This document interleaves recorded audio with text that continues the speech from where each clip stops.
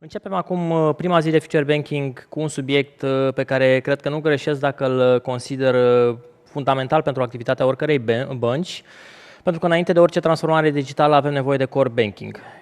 De asemenea, sper că ați băut o cafea tare, pentru că s-ar putea să intrăm în niște detalii puțin mai tehnice, însă mă bazez pe Constantin Spiridon, IT Area Lead pe Core Banking în cadrul ING Tech Romania, că ne va dezvălui din secretele Core Banking-ului pe înțelesul tuturor. Bine ai venit, Constantin! Bine v-am găsit! I will speak in English. So, as Răzvan presented, I'm Constantin Spiridon. I'm IT area lead for the core banking domain in ING Tech. And after this presentation, you will get a glimpse of how the core banking part of the bank influences and applications influences the digital transformation of both classics, but also the rebels that came before them. So basically, what is the playing field? I guess that most of you know what the core banking system is, but to be on the safe side, basically the core banking application is the system that, as the name suggests, stands at the heart of the bank and at the heart of the architecture. Here, all the accounts are stored, the current accounts, the loans, credits are stored there. We perform interest calculations and process transactions, and then we export this information to the accounting and in other processes of the bank. Just to get a glimpse, currently in the world there are about $85 trillion of deposits from the clients in the banks, and all of this money end up get registered in the core banking system.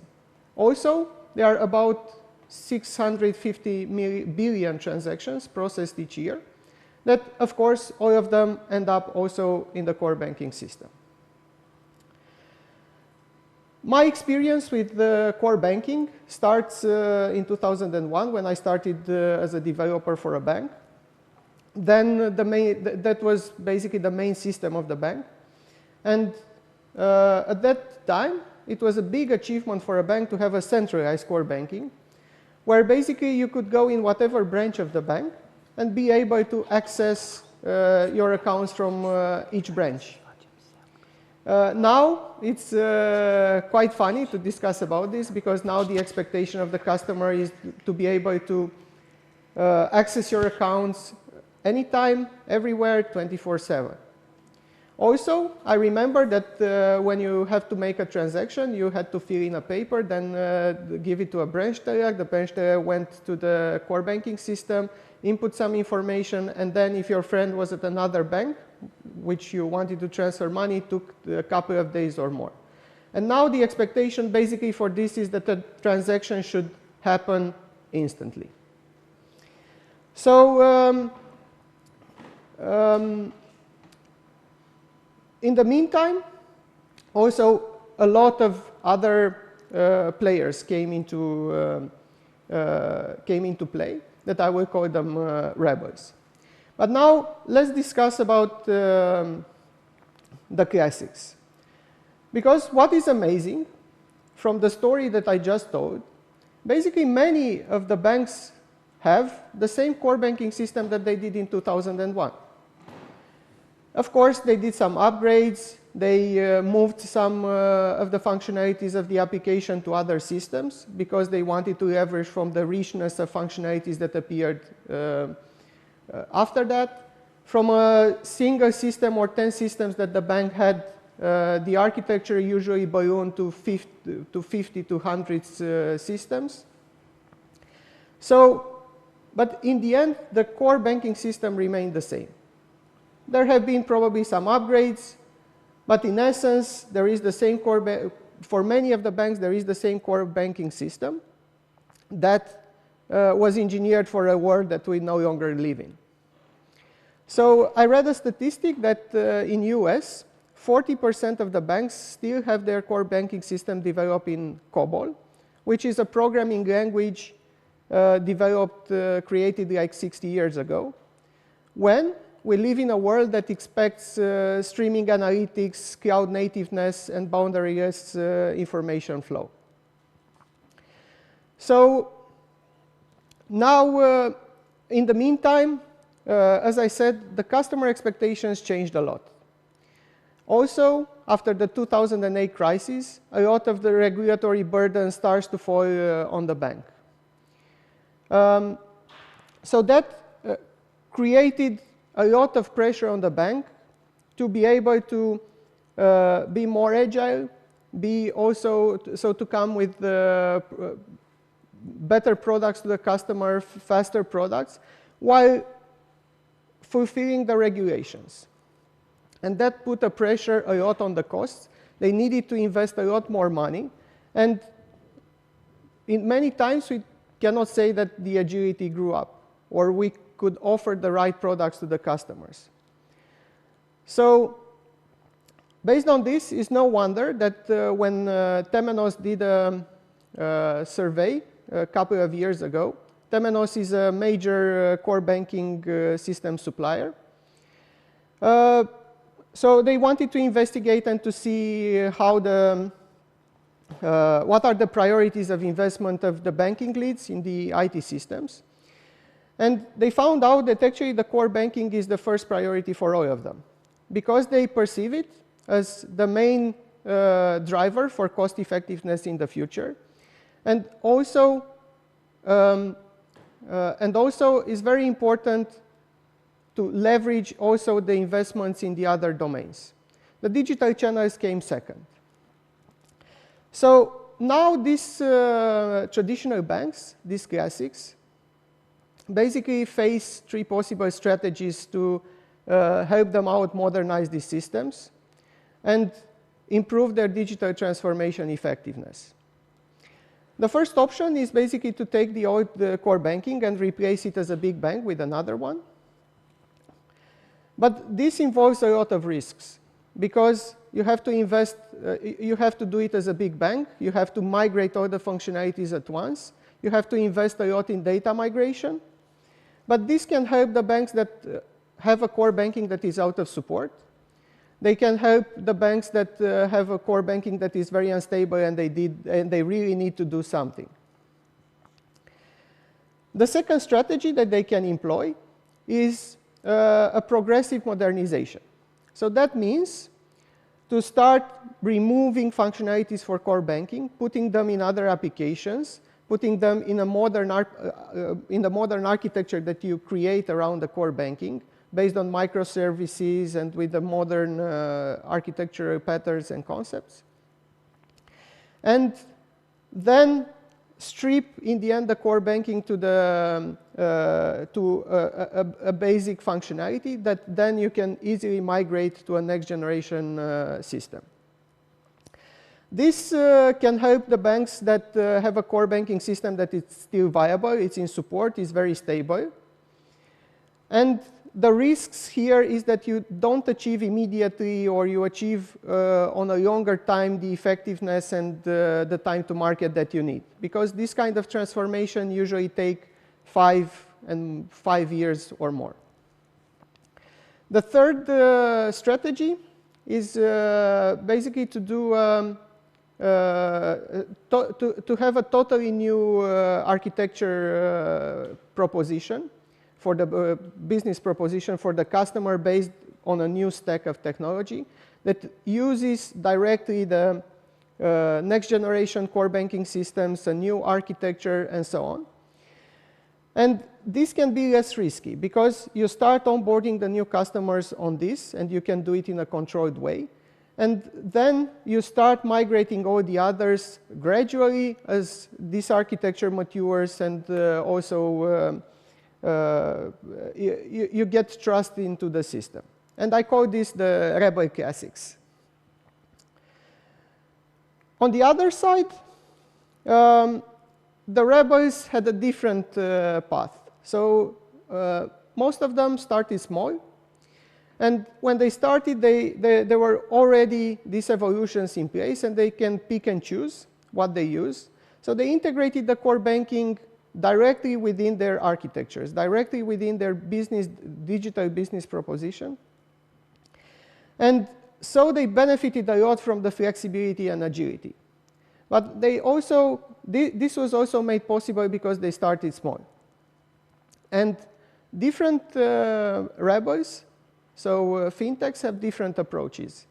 And for example, in UK, Monzo thought about core banking that is instrumental for their differentiation in the market. So they started to develop it themselves. And now they are operating a mesh of 1,600 microservices that basically support all the business proposition of the bank. So also the core banking and also the digital channels. Other rebels, like N26 in Germany, they bought a core banking from a next generation core banking supplier called Mambu. And so Atom Bank in UK also used, they initially started with a traditional core banking system, but then they moved to a next generation one quite fast from Thought Machine, an UK startup that it's now developing a core banking system with people that migrated from Google. As also their business proposition will start to increase in terms of the number of products and in terms of the customers and different profiles that they will serve. They will also start to have the same problems as the classics have. Their regulatory burden will increase, and they will also have more and more applications and more products to manage. So they have to keep a very good eye on not becoming their core banking system not becoming the legacy system of 2025.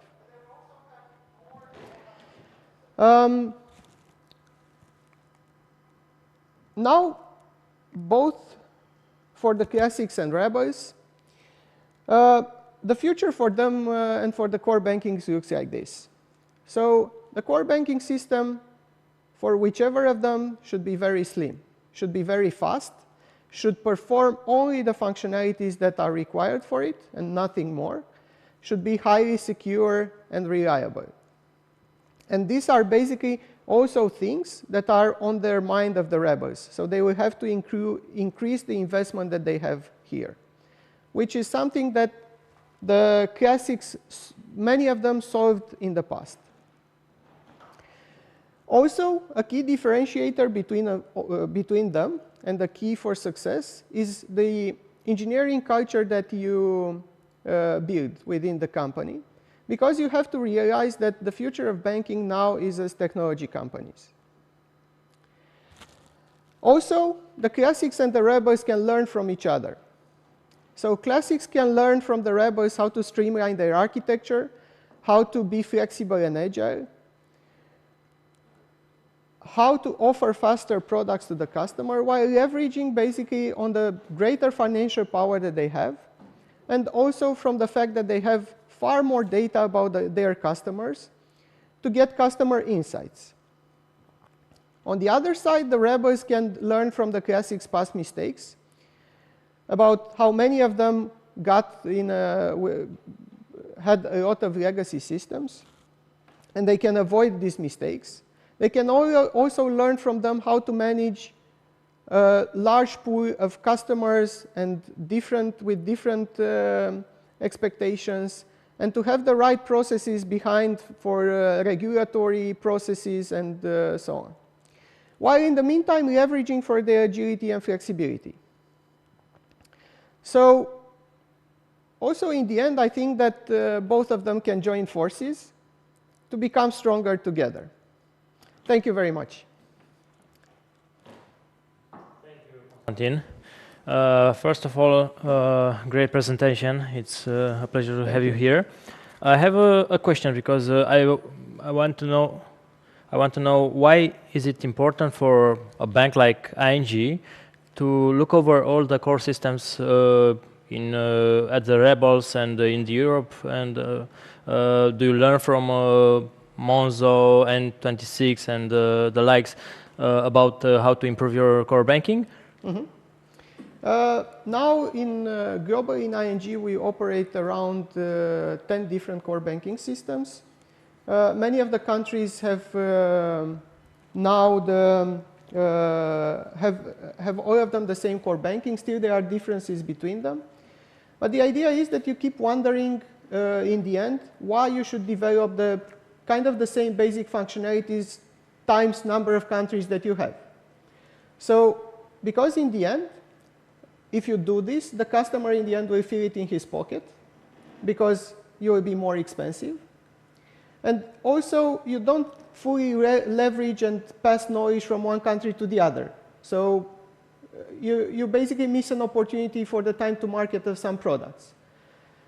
So this is why it's important, because there is a big opportunity there to save costs that in the end you can pass to the customers in better products and in the digital channels. And also you miss opportunities because you have to develop the same thing many times. But do you consider selling the core banking you are developing at ING Tech to fintechs, or is just for internal use and for ING Bank? We are actually don't develop, so we use a product. We are not developing ourselves. We use a product from FIS. It's called Profile. And basically what we do, we take the basic product and then make some adaptations for the country. We operate the system for them. And for us, it's very good to look at the fintechs, how they do it, and so on, because we can learn and apply these same concepts within what we develop every day. We are also considering, we are also investigating next generation core banking systems to see how the future looks like for us. Because we are kind of in the first two strategies right now. We either do big bangs for some of the banks, we either do the gradual modernization and so on. From a client perspective, how would a core banking look like? I mean, as a client of ING, how would I see and interact with your systems if the core banking is better or worse? So the best thing for you as a customer is that you won't see the core banking because it's the engine of the bank. And you usually see it in different ways. When it fails, so you get the system is not available. So you go to home bank, and even if the home bank works or other applications work, if the core banking is down, you won't be able to do anything. You also see it more indirect in the agility of the bank when releases new products. Because the core bank stands at the middle of the bank and is not sufficiently agile, then you have always a big impact in this application and in the applications around it.